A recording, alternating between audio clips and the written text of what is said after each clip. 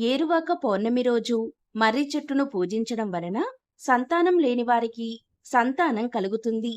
మర్రి చెట్టుపై త్రిమూర్తులు నివసిస్తారు.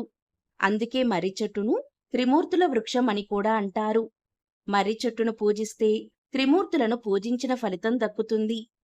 వటసావిత్రి వ్రతం ఆచరించి సతీ సావిత్రి తన భర్త ప్రాణాలను ఈ చెట్టు కిందే కాపాడుకుందట.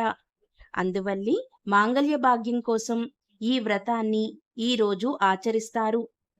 ఈ రోజు ఆడవారు వటసావిత్రి వ్రతం చేస్తే వారికి అష్టైశ్వర్యాలు, భోగభాగ్యాలు కలుగుతాయి.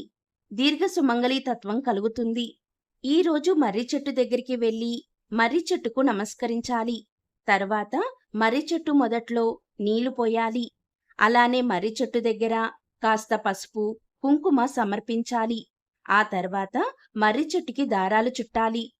ఆడవాళ్లు ఎవరైనా సరే మర్రి చెట్టు దగ్గరికి వెళ్లేటప్పుడు ఎరుపు రంగు దారం, పసుపు రంగు దారం తీసుకొని వెళ్ళాలి. మర్రి చెట్టుకు నమస్కారం చేసి ఒక ఎరుపు దారం, ఒక పసుపు దారం చెట్టుకు చుట్టాలి. 5 సార్లు దారం చుట్టాలి. ఇలా చుట్టాక మర్రి చెట్టుకు 5 ప్రదక్షిణాలు చేస్తూ ఓం వటసావిత్రియై నమః అని జపించుకోవాలి. ఆ తర్వాత మర్రి చెట్టుకు హారతివ్వాలి. తర్వాత 5గురు ముత్తైదువులకు మర్రి చెట్టు దగ్గర తాంబూల వాయనం ఇవ్వాలి. అంటే పసుపు, కుంకుమ, పూలు, పండ్లు, జాకెట్ ముక్క ఇవి ఇవ్వాలి.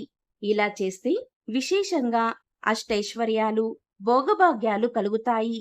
దీర్ఘ సుమంగళీ తత్వం పొందుతారు.